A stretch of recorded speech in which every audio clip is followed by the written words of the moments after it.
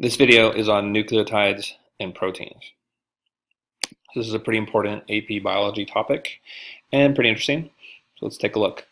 So we start with protein synthesis for prokaryotes.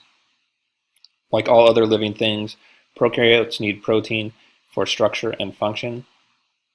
Proteins make up everything about us. They give cells structure, allow them to move, make energy, and join together to make multicellular organisms like us. We're going to be looking at the process of making protein in prokaryotes, which is called protein synthesis. There are two major steps in protein synthesis, and that's transcription and translation. Transcription is the process of copying DNA, the master instructions for the cell, into another molecule called messenger RNA. Cells don't want to move their DNA around all the time, so when they need the instructions to make protein, they make a copy of their DNA to use temporarily, which is messenger RNA. After they're done making the protein, your cell can get rid of the messenger RNA. If it needs to make the protein again, it can go make another copy. In prokaryotes, transcription occurs in the cytoplasm, which is made of a jelly-like substance. RNA polymerase is the protein that actually does the copying of DNA. DNA is one long strand in prokaryotes, but within that long strand are different sections called genes. Each gene codes for one protein. In prokaryotes, genes are organized into groups called operons. These genes code for proteins that are used for a common function, like metabolizing the sugar lactose, so they're all grouped together. Translation is the final step on the way from DNA to protein. It is the synthesis of proteins directed by a messenger RNA template. The information contained in the nucleotide sequence of the messenger RNA is read as a three-letter words, which are triplets, and they're called codons. Each word stands for one amino acid. During translation, amino acids are linked together to form a polypeptide chain, which will later be folded into a protein. The translation is dependent on many components, of which two we will look at just because they're extra important. First of all, the ribosome, which is the cellular factory responsible for the protein synthesis. It consists of two different subunits, one small and one large, and is built up from ribosomal RNA and proteins. Inside the ribosome, the amino acids are linked together into a chain through multiple biochemical reactions. The second component is the transfer RNA, a specialized RNA molecule that carries an amino acid at one end and has a triplet of nucleotides, an anticodon, at the other end. The anticodon of a transfer RNA molecule can base pair, which means form chemical bonds, with the messenger RNA's three-letter codon.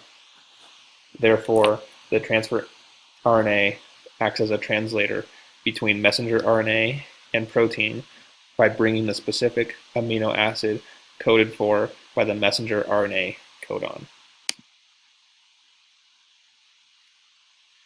Nucleic acids consist of a chain of linked units called nucleotides.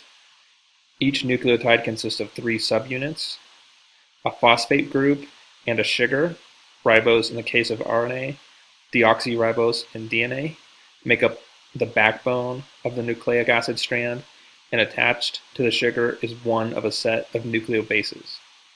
The nucleobases are important in base pairing of strands to form higher level secondary and tertiary structures such as the double helix. The possible letters are A, C, G, and T, representing the four nucleotide bases of a DNA strand: adenine, cytosine, guanine, and thymine, covalently linked to a backbone. In the typical case, the sequences are printed next to one another without gaps, as in the sequence AAA, GT, CT, GAC, read left to right in the 5' to 3' direction.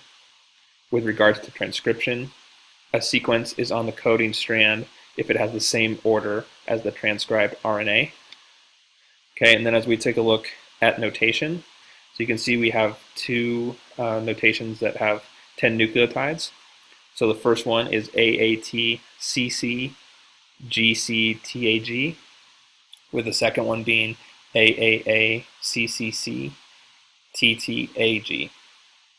So given the two 10 nucleotide sequences, you will be asked to line them up and compare the differences between them. This means calculate the percent similarity by taking the number of different DNA bases divided by the total number of nucleotides. So in our case, there are three differences between the two 10 nucleotide sequences, and so therefore there are 7 that are the same. So we divide 7 by 10 to get 70% similarity, and then to find the difference, we take 100 and subtract that from the 70, and that gives us a 30% difference.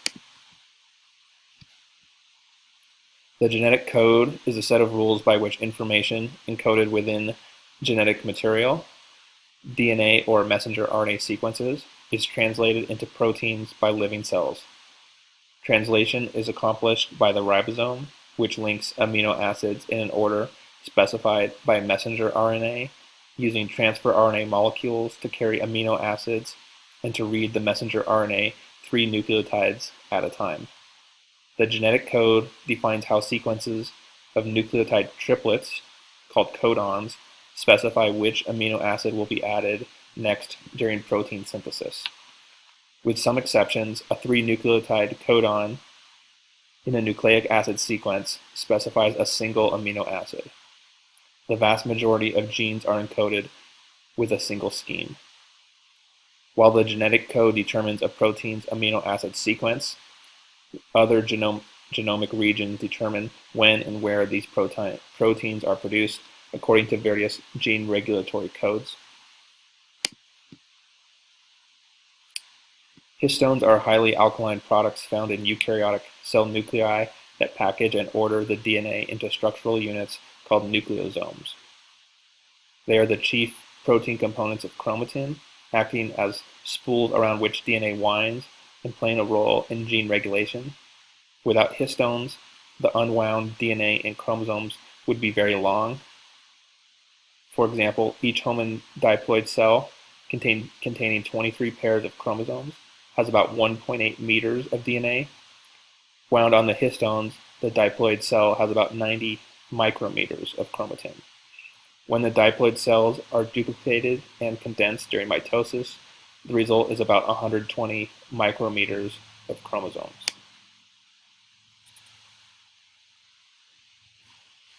A nucleosome is a basic unit of DNA packaging in eukaryotes, consisting of a segment of DNA wound in sequence around 8 histone protein cores. This structure is often compared to thread wrapped around a spool. Nucleosomes form the fundamental repeating units of eukaryotic chromatin, which is used to pack the large eukaryotic genomes into the nucleus while still ensuring appropriate access to it. Nucleosomes are folded through a series of successively higher order structures to eventually form a chromosome. This both compacts DNA and creates an added layer of regulatory control, which ensures correct gene expression. Nucleosomes are thought to carry epigenetically inherited information in the form of covalent modifications of their core histones.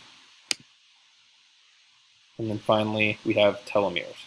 A telomere is a region of repetitive nucleotide sequences at each end of a chromosome, which protects the end of the chromosome from deterioration or from fusion with neighboring chromosomes. For vertebrates, the sequence of nucleotides in telomeres is TTA-GGG, with a complementary DNA strand being AAT-CCC, and also with a single-stranded TTA-GGG overhang. This sequence of TTA-GGG is repeated 2,500 times in humans. During chromosome replication, the enzymes that duplicate DNA cannot continue their duplication all the way to the end of a chromosome. So in each duplication, the end of the chromosome is shortened. This is because the synthesis of Okazaki fragments requires RNA primers attaching ahead of the lagging strand. The telomeres are disposable buffers at the ends of chromosomes which are truncated during cell division. Their presence protects the genes before them on the chromosome from being truncated instead.